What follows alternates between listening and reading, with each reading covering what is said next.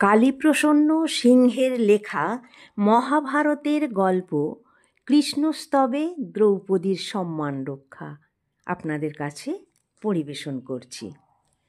দুঃশাসন সভামধ্যে বলপূর্বক দ্রৌপদীর পরিধেয় বসন আকর্ষণ করিবার উপক্রম করিলে দ্রৌপদী এই রূপে শ্রীকৃষ্ণকে চিন্তা করিতে লাগিলেন।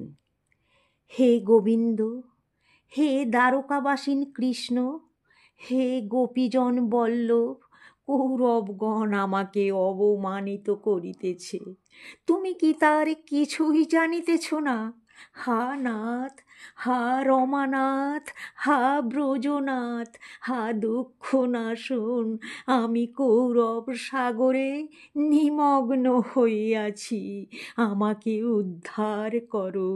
হা জনার্দন, হা কৃষ্ণ, হা মহাযোগীন, বিশ্বভাবন, আমি কুরু মধ্যে অবসন্ন হইতেছি। হে গোবিন্দ, এই বিপন্ন জনকে পরিত্রাণ করো। সেই দুঃখিনী ভামিনী এই রূপে ভুবনেশ্বর কৃষ্ণকে স্মরণ করিয়া অবনতমুখী হইয়া রোদন করিতে লাগিলেন। করুণাময় কেশব যাজ্ঞশ্রেণীর করুণাবাক্য শ্রবণে শয্যাসন এবং প্রাণপ্রিয়াতম কমলাকে পরিত্যাগ করিয়া আগমন করিতে লাগিলেন। এদিকে মহাত্মা ধর্ম অন্তরিত হইয়া নানাবিধ বস্ত্রে দ্রৌপদীকে আচ্ছাদিত করিলেন। দুরাত্মা দুঃশাসন দ্রৌপদীকে বিবসনা করিয়া নিমিত্ত তাহার বস্ত্র যত আকর্ষণ করে ততই অনেক প্রকার বস্ত্র প্রকাশিত হয়।